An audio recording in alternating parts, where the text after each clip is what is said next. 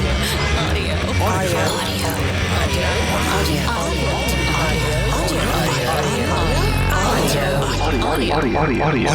Unleashed.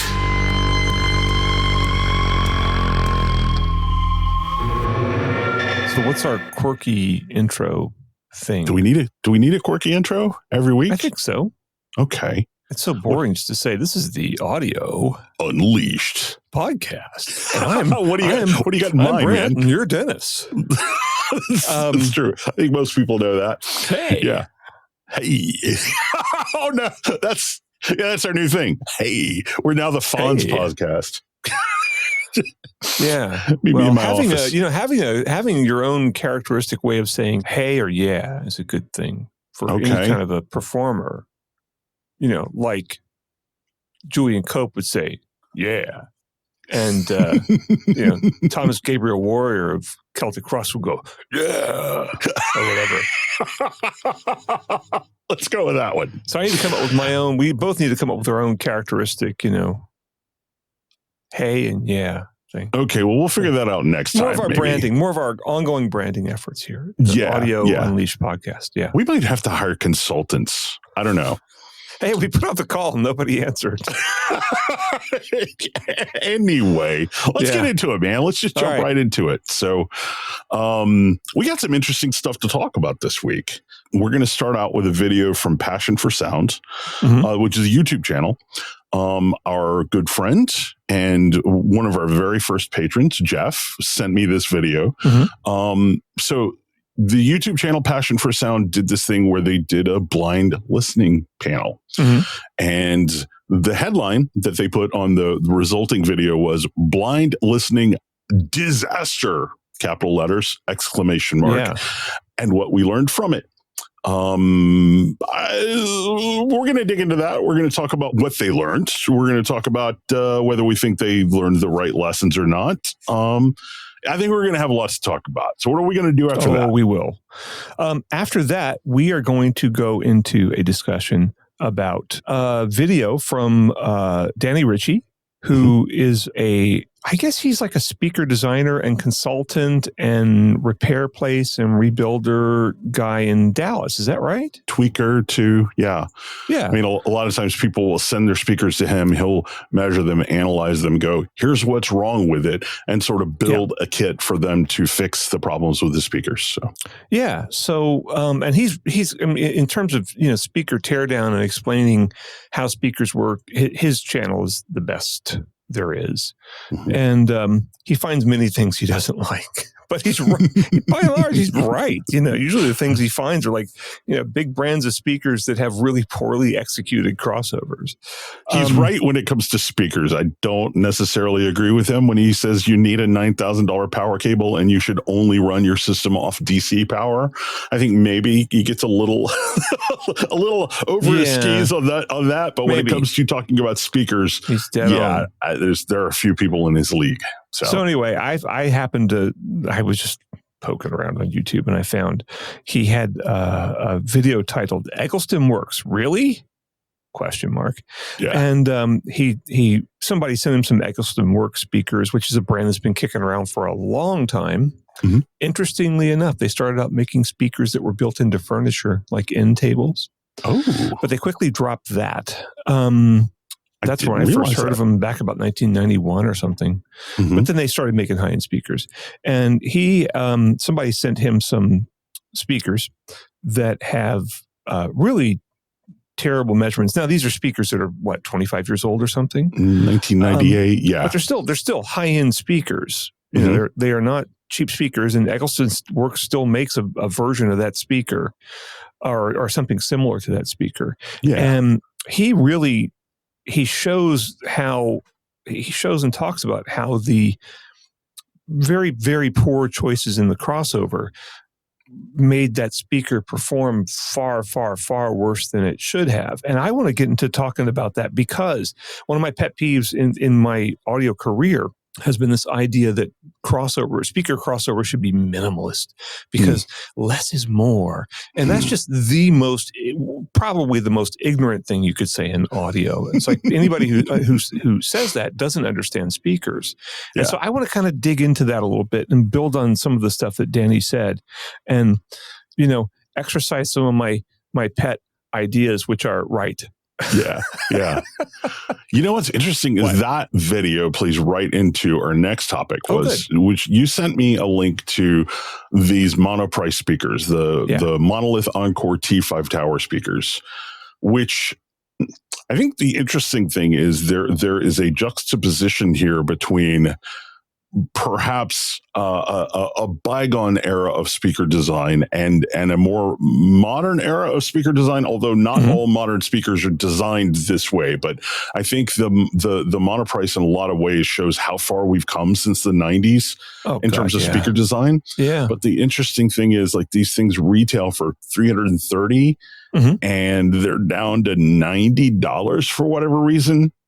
We might want to speculate about why, but I think more interesting is just to talk about the design of this thing. Because it's a really, really well-designed speaker. I mean, I don't know nearly as much about speaker design as you do, but I can look at this thing and go, yeah, that's a really well-designed speaker, man. They did not do all the things you would expect them. They did not make all the compromises that I expected them to make in this. Like I would expect them to do a lot of things that really cheaped out. They did none of those things. Yeah. So it's like, wow. Yeah.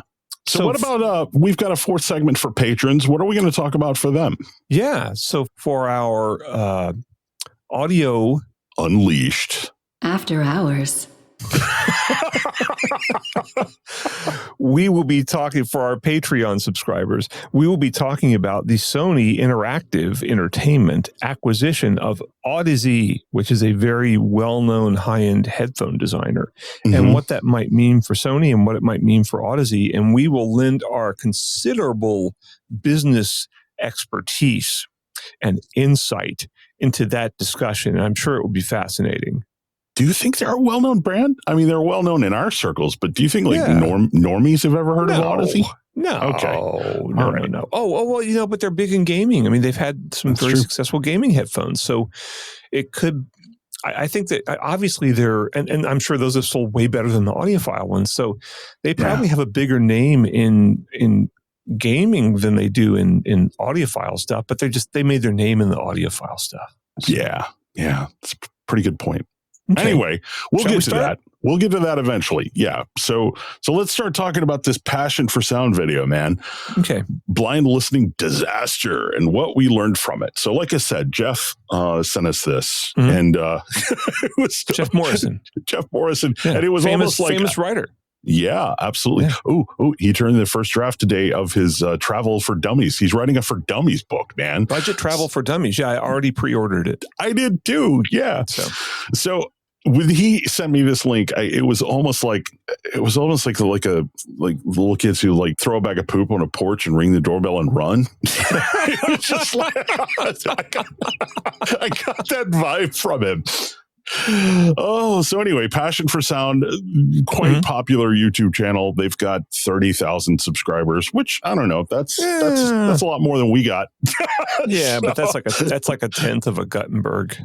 That's true. That is a tenth of a Gutenberg. Is that a new unit of measurement? Gutenberg is the new unit of measurement for YouTube audio channels. I love it. The popularity of YouTube audio channels is one Gutenberg. One Gutenberg. Okay, yeah, sort of so like that is like the astronomical unit of audio. Yeah, they're at like 0.1 Gutenbergs. Oh man, this is going to inflate his ego. So anyway, they hosted an event at a place called Hey Now Hi-Fi, where they were going to attempt to do a blind listening session. And I think it's safe to say probably they didn't get the results they want. So do you want to talk a little bit about the setup that they used for this? Sure. So I would say this is not a blind listening disaster. This is a reviewer disaster. In that the things they did, it felt to me like it's like if you if you went up to a bicycle and you had no idea how to ride a bicycle and you got on it and you fell over, you're like, there's a lot of problems with this bicycle, and this is the stage they're at. Like they did not research this. Now, I do want to give these guys credit because, hey, they tried. That's a lot better and that takes guts to do it, to publish a blind listening session, which they kind of really didn't publish it, but they, I don't know, sort of, they at least talked about it. And to go through the effort, that's more than, what audio magazines do that, what audio websites do that, like almost none. Well, they did release a Dropbox with their data that they collected, but still, it's anyway. But yeah, I mean, all these legendary audio publications, Stereo Review used to do them sometimes. Sound and Vision did several actually with Tom Hussein, I think, and I have done tons of them in my 30 some odd years of this because that's the way I was mentored. And Lance Braithwaite at Video Magazine was my mentor, and he always did blind testing with video products. And so it was just natural to do them with audio. Yeah. But so they made a lot of errors that are kind of obvious. And the guy credits it to, he doesn't have enough money to buy the proper gear. Also he did blame the setup a little bit. Like he blamed the fact that he had a couple of rows of listeners and things like that. Well, he didn't have basically nothing was right. So he had, I think it looked like 1, 2, 3, 4, 5, 6, 7 listeners or something, 6 or 7 listeners, like that. Yeah, and all at once, and that's a big problem. As he points out, he says, the different people, since it's through speakers, different people are going to hear different things. Yep, they sure will. And you'll get different results in different seats because of that.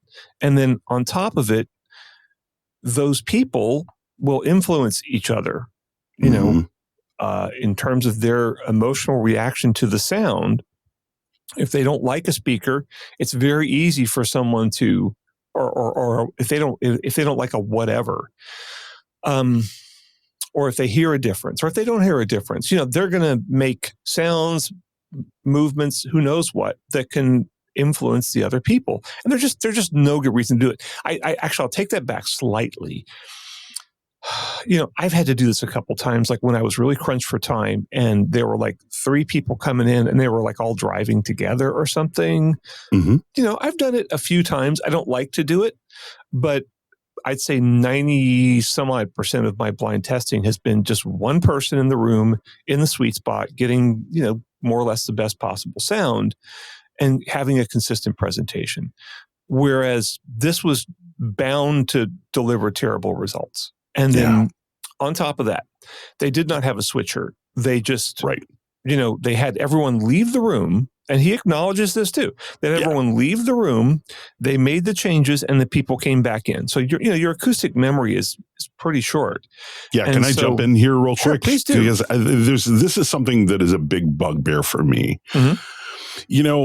I think we've talked about this before, maybe on our old podcast when we were doing the Soundstage podcast, but a lot of times you will hear people talk about like how they gauge the performance of a system.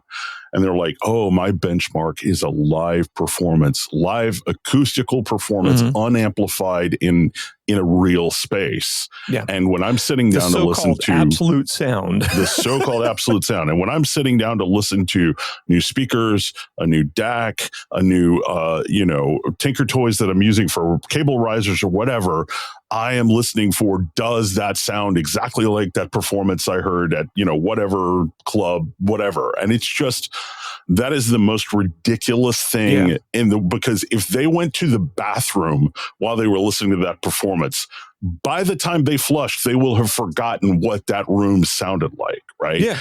And so, when he's talking about, I took the people that were in the room and then I would have them leave the room and I would make a change or not make a change or whatever. I'm like, well, there you go.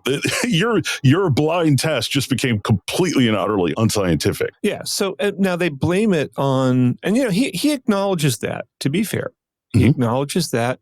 And he says, later on, he wants to get a switcher that might do this. And he cites a Manley switcher, Manley, which is a pro audio brand. And then there's also, Manley consumer gear. It's sort of two different companies, but they're related. I mean, I think it's a brother.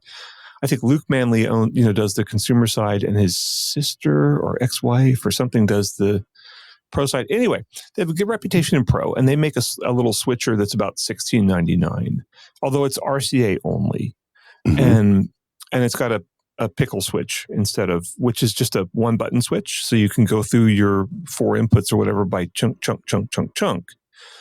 And there's a much better switcher out there, which I happen to own, by audio by Van Alstyne, and it's called the Ava ABX, and it lets you do true ABX testing where you listen to A, you listen to B, and then you listen to X, and you decide whether X is A or B.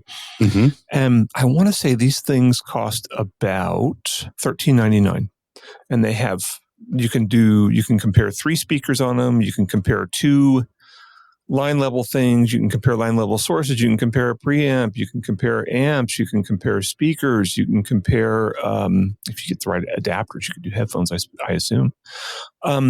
But I have one of those. I bought it. No magazine bought it for me. I bought it. And you know why I bought it? Because workers should own the means of production? Possibly. Yeah, well, certainly reviewers should. But no, I was curious. I wanted to see. Yeah. I wanted to see if I could really hear the difference in an ABX test. And you know what? I can't. Yeah. I can't. So, yeah. So there's a really great Reddit thread about this whole video. And at one point, someone linked to an actual blind ABX test comparing a $30 FAO DAC to a $3,000 DAC whose manufacturer, I can't remember. Yeah. Let me scroll through Reddit and see if I can tell. But yeah, the results of that were, we couldn't hear a difference. So it was a $30 FAO against a $3,000 Forcell DAC, and they did the gain matching, and once they did gain matching and did ABX, nobody could tell the difference between the $30 one and the $3,000 one. So all right. So here's my advice, just to start with, just to recap. Number one person at a time. Number 2, get a switcher. And I should mention, I also have a custom design switcher that I built myself, like 15 years ago, because I needed to do blind tests, and I wanted to be able to do it by myself.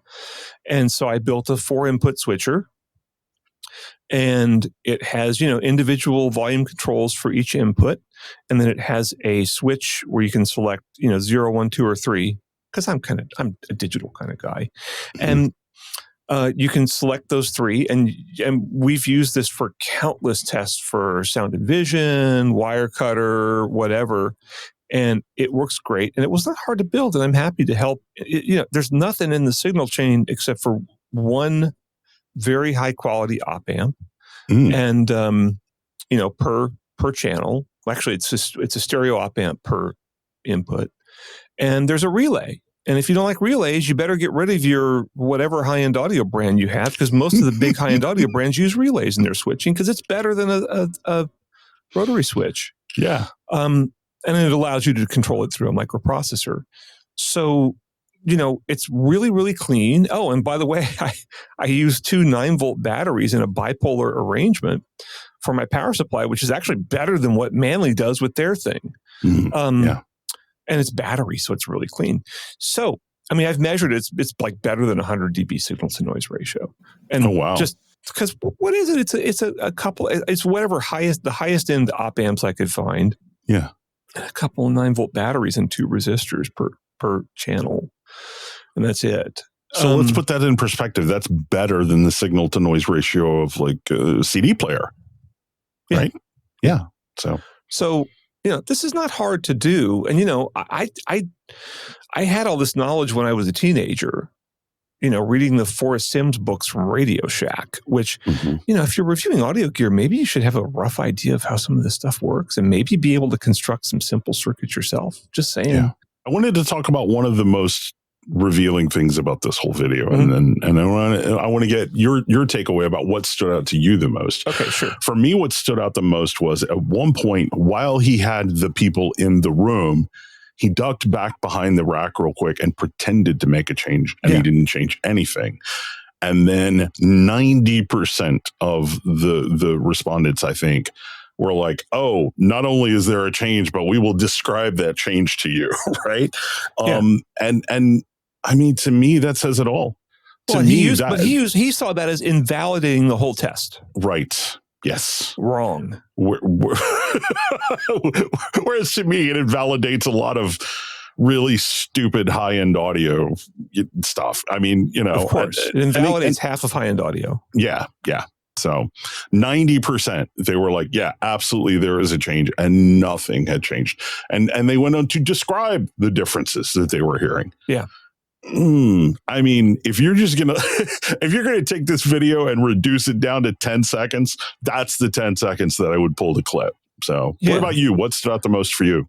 Well, the thing that stood out the most for me was towards the end of it, he talks about, and again, guys, good, good. I'm glad that they did this. But it's time to step up your game, and you can do so much better. You can do so much better than this. The only problem I think they want to. I think they want to, but I'll get to that point in a second.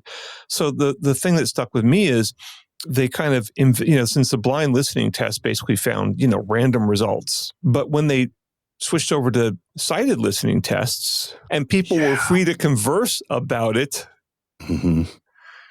then they had clear preferences. So they took that as negation of the blind test. The fact that if people can know what they're hearing and can talk about it, then that must be the truth, and the blind test must be wrong.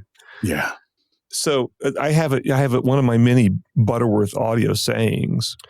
If your ears need help from your eyes, you're not trusting your ears. Yeah. So everybody remember that. So anyway, the more I got into blind testing and the blinder my tests got, in other words, the less I knew and the less other people knew about what the products were, and the closer my level matching got, the fewer the differences I heard. And that buying that Van Alstyne box, I just bought it because I genuinely thought, I will, no one's like passed the ABX test on like hearing differences among amplifiers, but I can pass it. And, certainly with a couple of extremely different amplifiers, I can easily pass that. And then we'll kind of step forward and see where we got. But no. And it really, that and, playing jazz bass seriously really substantially reduced my tolerance for high-end audio BS.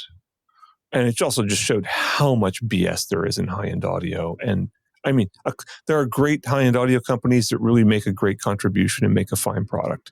And there are some that are just making dolled up versions of generic products and selling them for a colossal amount of money. And they cannot demonstrate they cannot demonstrate in a blind test that their products are better than the competition's. I want to be clear about something here, because we do have a lot of normies listening to our podcast. Yeah. My friend Jason listens to our podcast, and I don't know if he could connect a stereo receiver like at gunpoint, right? So let's be clear about something here. Sure. When we're talking about the lack of differences, we're largely talking about electronics. Now, when you get into speakers, there can be huge differences. Huge differences. Yeah.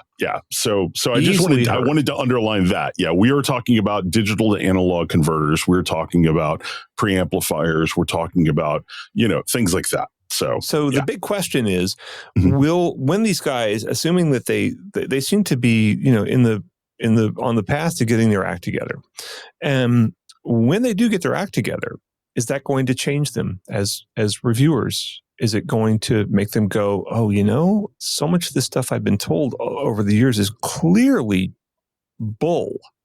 And when they realize that, are they going to try to figure out how to have careers as audio reviewers, without, devolving into inner detail clowns? Look, clearly there are many audio publications that I think there are some that genuinely believe there's all these differences. Although I don't know, because they're scared to death of blind testing. These guys wouldn't do a blind test in a million. I'm talking about like Absolute Sound or something, right? They wouldn't do a blind test in a million years. Because I think deep down inside, they know the results they get. And how can they make a living if they can't tout $50,000 amplifiers. By the way, our devoted listener, Clay Anderson, just emailed me like yesterday and said, in relation to that and to our previous discussion of oligarch Fi, he said they should start calling it high endless audio instead of high end audio. Nice. Man, I love Clay so much. So, anyway, clearly it's, and let's say you're an amp maker. Well, I mean, you can't make a product that you can make something that has a lot of power and that measures really good or that looks cool or whatever, but you can't make something that under normal conditions will outperform your competitors or even, generic equivalents in a blind test.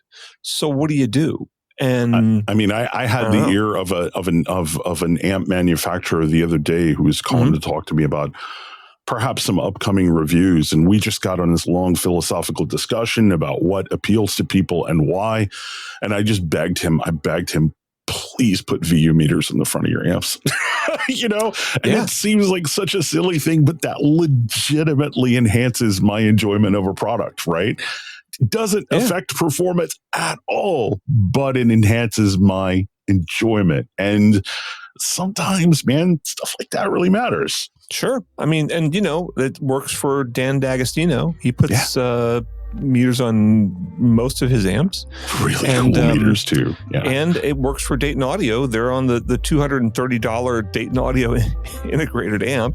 What would Macintosh be without VU meters? It's the whole thing. So I think that's a good point. And whatever. So shall we move on to a different topic? Or let's do it, man. Perhaps even a related topic. Yeah. We'll be coming back to this maybe, but let's move on to another topic. Okay. You want to go get a drink of water real quick? I do, literally, right now. All right. Okay. Be right back.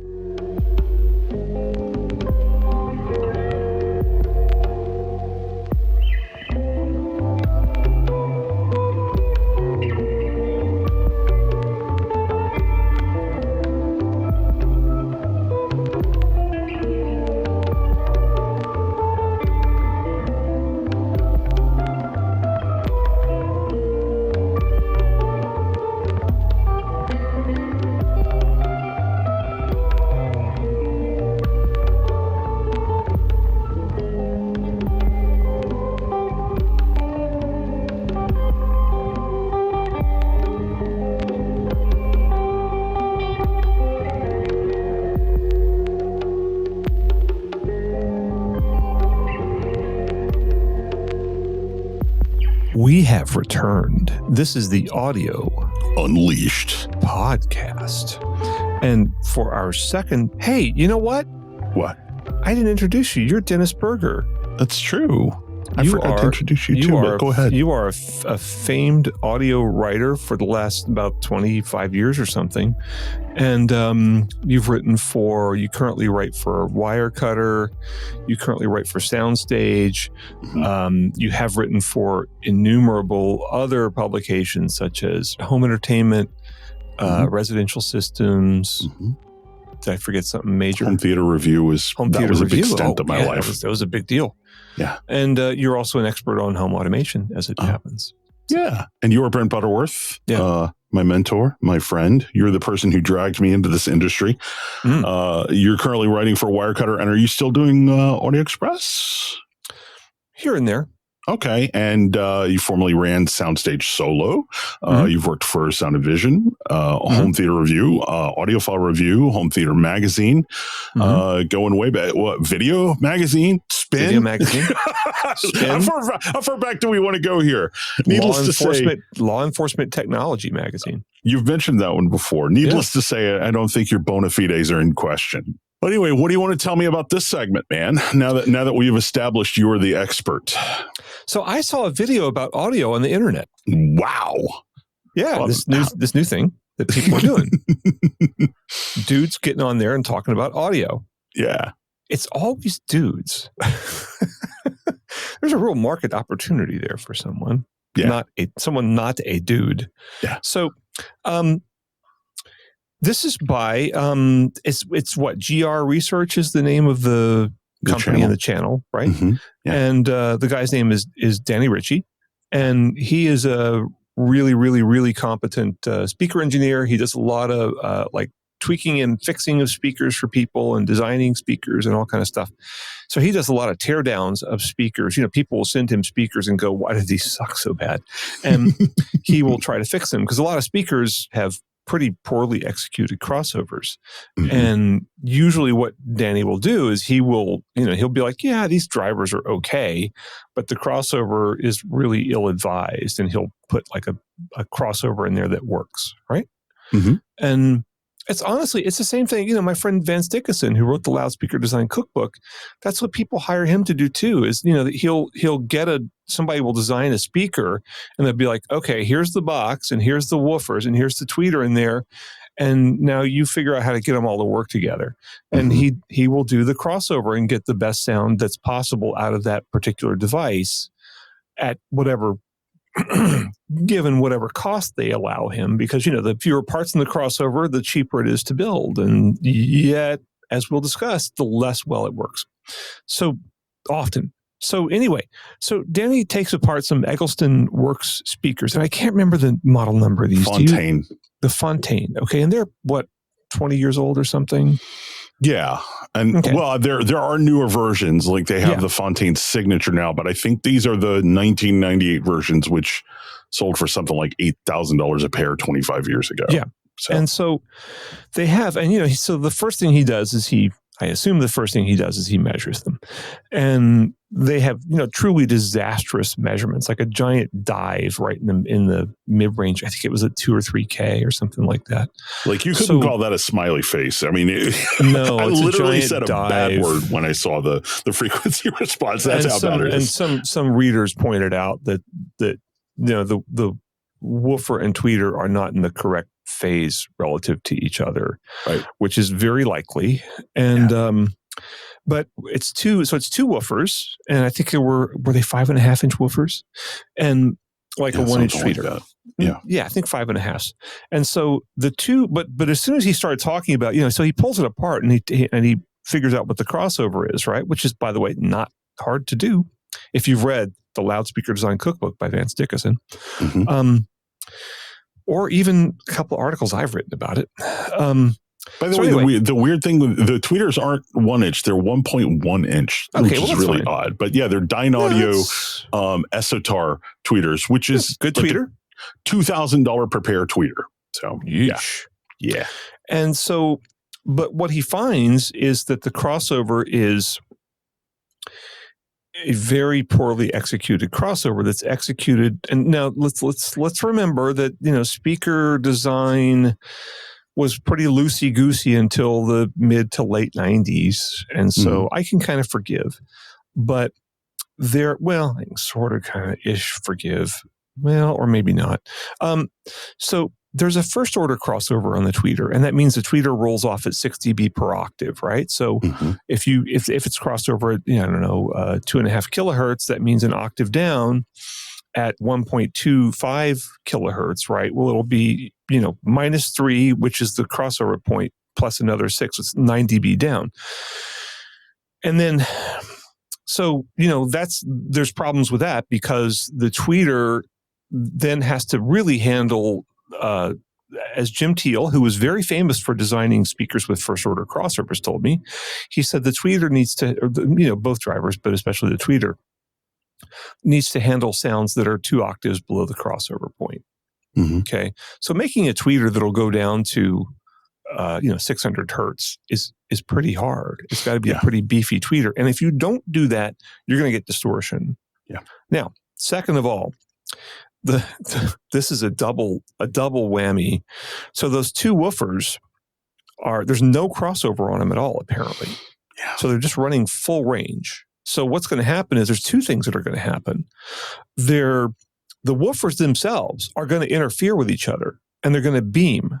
Okay, because when you have two drivers sending out the same frequency of sound, they're going to interfere with each other at different angles, because your ears are closer to one driver than to the other.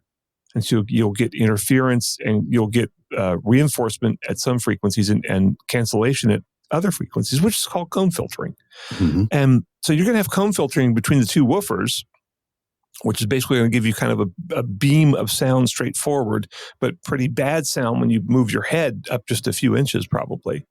And the fact that they're running full range is only going to make it worse because the frequency at which those two woofers will start to beam is relative to how far apart they are, right? So the higher the frequencies, the more they'll start to beam. They're not going to beam at 500 or 600 hertz, right? But they will beam up at 2K or something, right?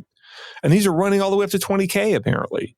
So they're going to beam like horribly. Then, since the tweeter is only first order, it's going to be putting out a lot of energy down to, at least 1 kilohertz or something like that. And the woofers are also running there. And so they're going to interfere with the tweeter as well.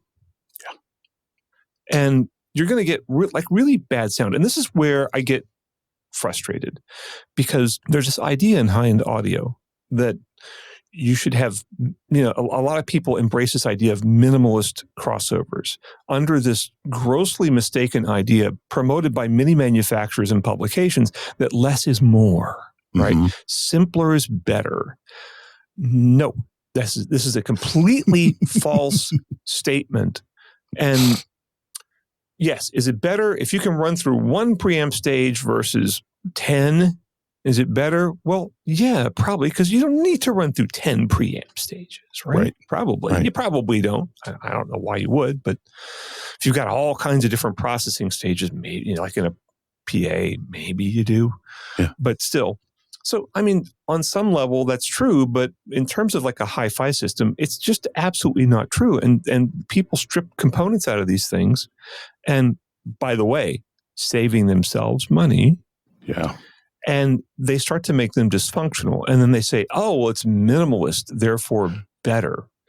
And this is where we get into the problem of speakers with first order crossovers, which are not common. I mean, Teal and Vandersteen were the famous first order crossover people. Yeah. And Jim Teal worked his entire life. That's Thiel. He passed away, at least 15 years ago. And he was a really wonderful guy and a genuinely inspiring engineer because he thought that first order speakers had a bigger, broader soundstage. And honestly, I kind of agree. And he openly acknowledged that they have all these other problems of beaming and distortion and all this stuff. And he spent his entire life trying to overcome those. And he, by and large, succeeded, although his speakers were really expensive and they were notoriously hard to drive. I mean, amps would just shut down right and left or blow up. Yeah.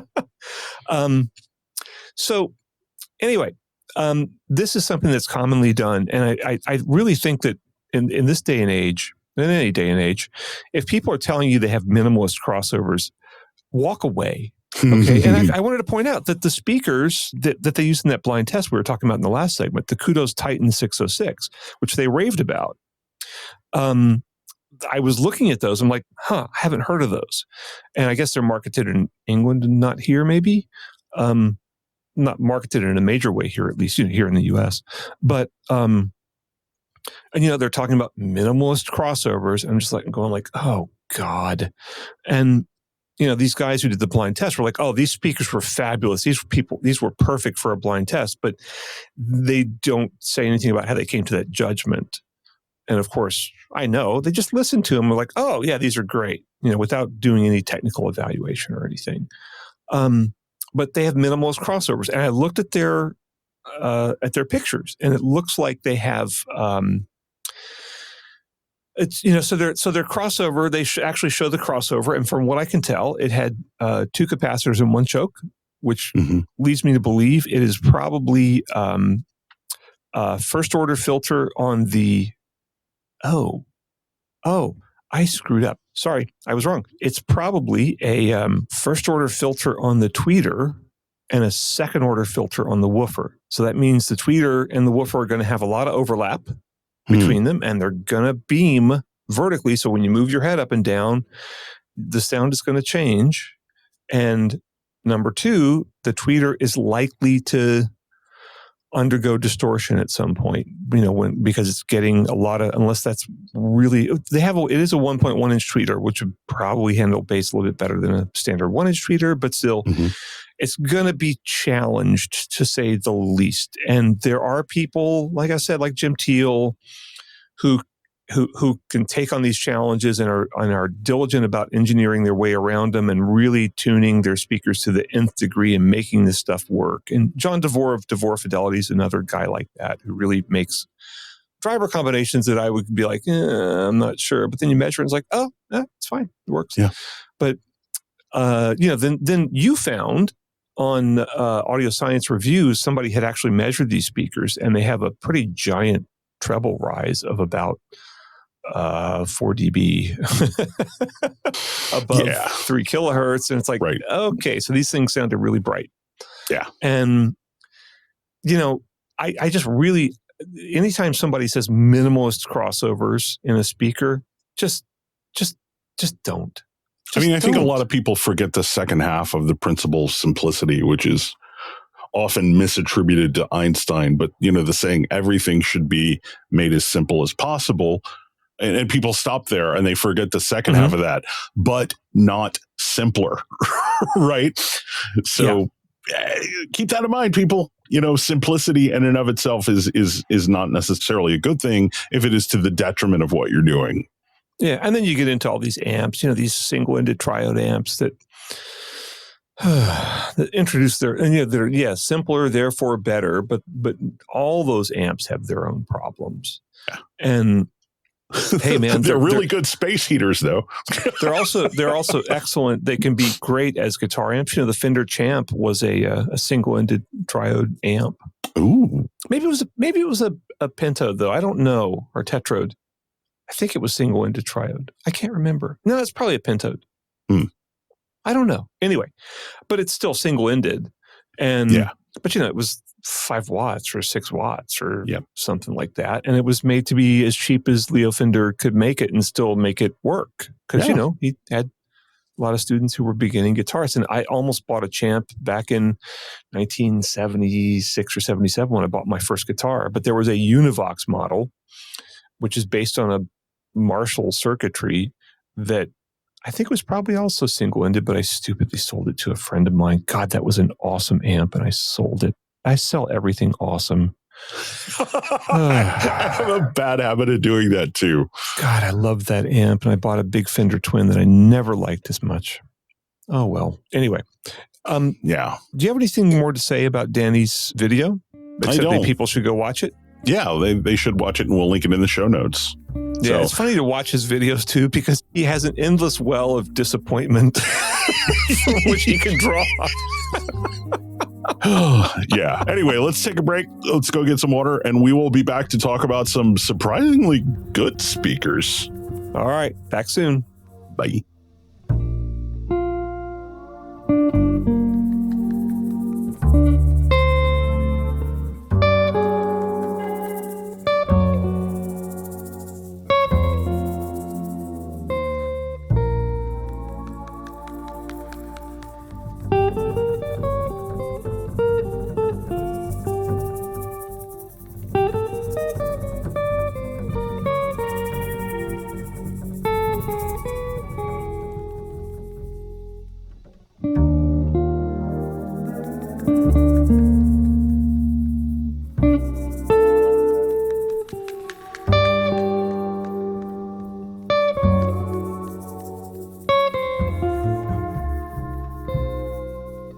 Hey, welcome back. I'm Dennis. I am Brent. And this is Audio. You do it. Unleashed. That was almost perfect. That was almost perfect. Yeah. Anyway, to wrap it up for our non-Patreon listeners this week, we're going to be talking about a link that you sent me to these Monolith by Monoprice Encore T5 Tower speakers. I think most people, any people who are into audio, would probably look at these speakers and go, I don't know, yeah, that's like $1,000 a pair speaker at least, right? Yeah. It seems to me. Turns out, no, like even their MSRP is $330 a piece. Right now, for whatever reason, they're selling for $90. But I thought it would be neat to sort of compare and contrast the design of these speakers with the Eggleston speakers that we talked about in the last segment that cost $8,000 a pair. Yeah. Mind you, this is a much newer design, right? But I think we could sort of use that to point out the fact that speaker design has come a long way in the past 30 years. True. And granted, a lot of that was, in the 90s from the research done at the NRC, but I don't know, it took a while for that to really, spread across the industry, didn't it? Yeah. Now I have to point out. So this has 3 5.5-inch drivers and a 20-inch or 20 millimeter silk dome tweeter. Okay, all in a big tower speaker, and it's actually not. It's kind of plain black, right? But it's kind of nice looking. It has these little like metal footers on the bottom, and for nice this kind of wave speaker. guide. Yeah. And for what it is, it's a pretty nice looking speaker. But I was blown away. I think I probably saw this in an ad that somebody served me off of Facebook or something, and I was completely blown away when I went and looked, because I was like, oh, I actually don't review tower speakers.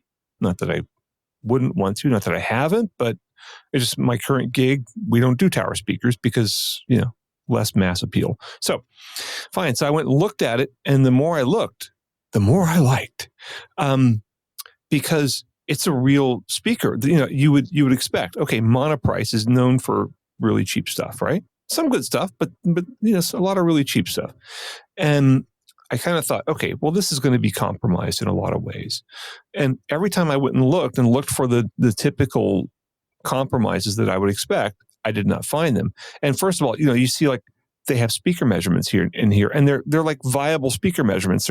They're actually a lot better than the speaker measurements we found of that previous product that we talked about. Yeah. These are competently done speaker measurements. They're not super extensive, but they appear to be competent. This looks like assuming you want to think I'm competent, this looks a lot like something these graphs look very much like the ones I produce. They're not using the same analyzer as I do, but I think you would have probably also included electrical phase in addition to impedance, which they do not. Oh yeah. Well, that's just like one button. That information exists in their measurement. They just didn't present it, but they could. And just for anybody who doesn't know, like if you combine electrical phase and impedance, you get a sense of what we mean when we say, is a speaker easy to drive or is it more difficult to drive? Is it going to tax an amp? Is it going to require more current and cause the amp to have to disperse more heat? So those are the characteristics we're looking at when we, mainly when we say, is a speaker easy to drive or hard to drive? So here's what they did. Here's what they got right, among many things. Here's what they got right that was not done right in that old Eggleston Works speaker that we talked about, is they have 3 5.25-inch woofers on here, right? So the Eggleston Works thing had 2, and they just ran them both in parallel, apparently. The right way to do this is what's called a 2.5 way. If you're going to have, multiple woofers that are the same size, and then you have a tweeter, the correct way to do it is to do a 2.5 way speaker. So the woofer or the mid woofer, whatever you want to call it, that's closest to the tweeter serves as a mid-range. And you roll it off. You could run it full range, but typically you'll roll it off below 500 hertz or something. I'm not really sure. They might run it they could run it full range if they wanted to. But what you do then is the woofers are rolled off typically. I don't know. I'll have to look at their crossover points and see. But the woofers... I've got it here. The low. Oh, right there. The low crossover. Oh, you got it? Okay, go ahead. Sorry. Yeah. So the woofers only, the 2 bottom woofers only work below 240 hertz. Okay. And they have a 6 dB per octave filter, which is fine in this instance because it's below 240 hertz. There's not going to be any directionality problems. Presumably, these things can handle higher frequencies than that just fine. They're not going to have power handling problems. And then the mid-range, I guess they do run the mid-range full range, and or not full range. They run it up to 2.2 kilohertz, and they roll it off at 12 dB per octave. The tweeter has an 18 dB per octave filter on it, right? That's 3 parts instead of 2. Yeah. They may have more, but it's minimum. Well, actually, it's minimum 4 parts: a resistor, 2 capacitors, and 1 choke. But you could have saved a lot of money by doing a crappier crossover. Yeah. And or you could have saved a lot of money by running the 3 drivers in parallel and suffering all the beaming problems. Yep. And putting a first order crossover. And I think if Monoprice had originally sold this thing for $89, and it said, okay, and whoever's in charge of product planning there. I don't think they would have put it in the monolith line if it originally sold for $90. The monoliths are high in line, and they would not have done that. But if someone said there, or like Dayton Audio or something like that said, well, we need a tower speaker for $89 with 3 woofers, they would have run the woofers in parallel and put a minimal crossover on it. But that's a cheap speaker. But this thing for $89, you can go get these for $89 each, and they are engineered like $1,000 speakers. Yeah. Or better than a lot of $1,000 speakers, actually. In a lot of respects, the waveguide kind of looks like the new waveguide that Paradigm just developed not long ago, a few years ago. The waveguide around the tweeter, yeah. Right. And I know Paradigm developed that in response to changing room decor, right? They developed that waveguide specifically to account for the fact that modern homes have fewer softer surfaces and, anyway, so it's just like, it looks like, whoever designed the speaker came to a lot of the same conclusions that the folks at Paradigm did. So that says a lot in my opinion. Now, the only downside is it's a 4 ohms nominal impedance. So do not go buy your LoFi. What is that little LEPAI amp that's like, I think it's rated at 10 or 20 watts a channel. It's actually more like probably 3. Yeah. And don't go hook it up to that. You will, sound might come out. Right. And for some people, that's plenty. But presumably, if you're bothering to buy a speaker like this, you care about sound. But you could probably hook this up to any AV receiver, or just any old, like decent old receiver that you go buy at a garage sale for $100 or something. Right. Not just whatever you do, make sure it's specified to drive a 4 ohm load. Right? Yeah, just something halfway decent. It's no big deal. Also, because you're probably not going to crank these that loud. I mean, it's I don't know. 5 1/4 inch woofers. Well, that's pretty good. With 3 of them in there. Yeah. Yeah. And it's a decent sized cabinet. But I would just say at a minimum, if you put these with an amp that can't supply sufficient current, you're probably going to lose a lot of the bass, right? Exactly. Yeah. Bass is going to thin out, especially between let's look here. They drop down to 3 ohms between, what is that? Maybe 150 hertz and 300 hertz. So yeah, in that region, that's not bass. That's, that's getting into mid-range, but you're going to lose something there. And you're also probably going to lose some energy.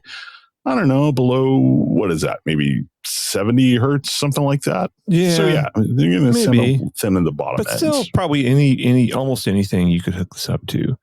But, but kudos to them, to Monoprice for presenting the measurements, having a good design. And it's actually embarrassing to me as a reviewer that so many publications, so many audio writers, I'd say the vast majority of audio writers cannot appreciate what Monoprice did here. Yeah. And, Monoprice could have done a first order crossover and run the woofers in parallel and kicked up the tweeter by 4 dB, and these guys would rave about all the detail. Sadly. That's not a suggestion, Monoprice.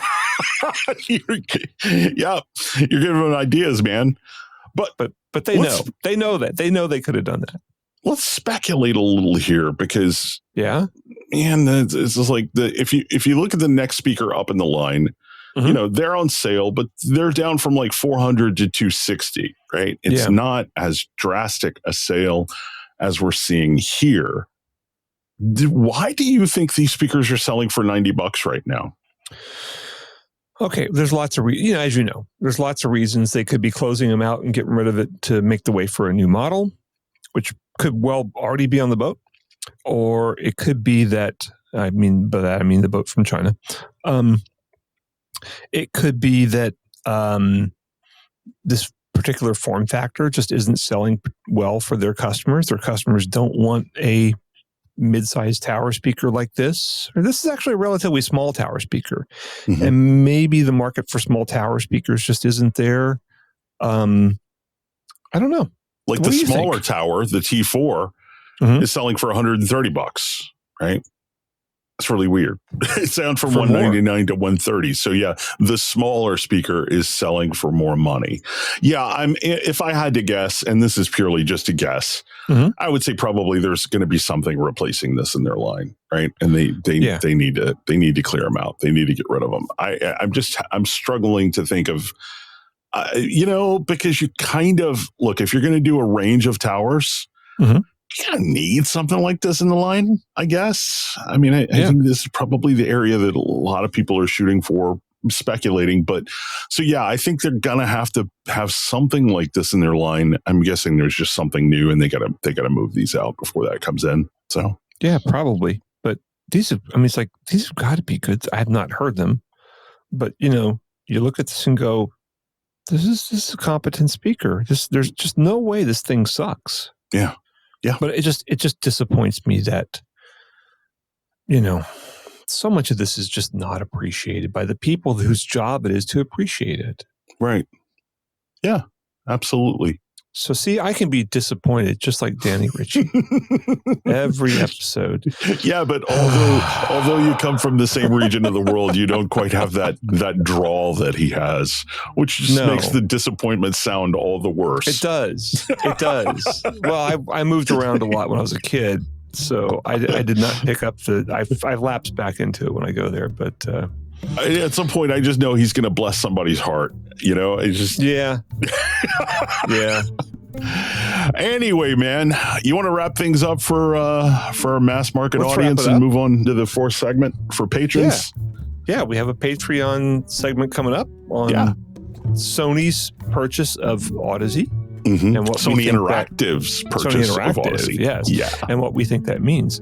Yeah. But for now, for our standard listeners, non-Patreon listeners, right? Conventional listeners, yeah. Unconventionally conventional listeners. Something. We need a marketing term for that. We need a lot of marketing help, man. We do. But anyway, you went to school for that, man. You figured it out. I know. I worked as a marketing guy. Yeah. But that was a long time ago. All my knowledge is outdated in this era of, influencers and crap like that. Yeah. So this is a production of Butterburger Labs. Butterburger Labs? Wait a minute. Hang on. No, this is a curveball you threw at me. Butterburger Productions. I'm sorry. Because we had, when I was at Home Theater Magazine working with Corey Greenberg, we had Green Butter Labs. Oh, interesting. Not that we actually had a lab, but we had a listening room. Did you have white coats? Didn't have any measurement gear. We did have white coats. Nice. That's all that really matters. Just for photo shoots. Yeah. But anyway, so Butterburger Production. Yes. I'm going to be editing this one. It's my turn. So, all right. Blame Dennis. Yeah. Want to talk about some music? Yeah. What are we doing? I don't know. You're editing it. You better decide what you're going to do. Oh, I've got the one piece of music that we're collaborating on together. At least I'll have something ready to throw in for interstitial music. I don't know if I'll have it finished, but the Butterburger House Band. Butterburger House Band. Yes, I'll have one piece of that. The world's least dangerous band. Says you. I'm a dangerous man. So anyway, and then I think I'll just dig back through the archives of Brent Butterworth riffs and pull something out there, maybe for the second segment. So find something on harpsichord or something like that. Oh no, auto harp. We should start doing auto harp music like Dolly Parton did. Yeah, that'll get us a lot of new listeners. Yeah. All right, man. Well, anything else you want to say before we head out the door for most people? Yeah. Let's just say goodbye. All right. Goodbye. Bye, everybody. Bye.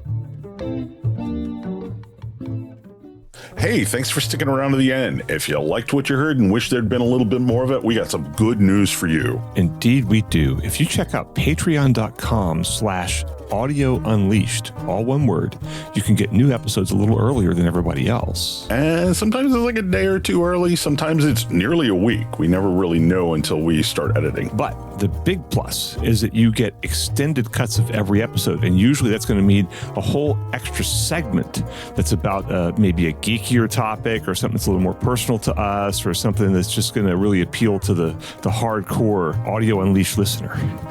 Yeah, what it boils down to is if you're somebody who would support Audio Unleashed on Patreon, we're going to make sure the bonuses to every episode are really aimed straight at your interests. Yeah. And so if you want to hear these segments, you can subscribe to our Patreon for $3 a month, which is less than I spend every single day on my cup of coffee when I go to Starbucks to write my boring articles. Yeah.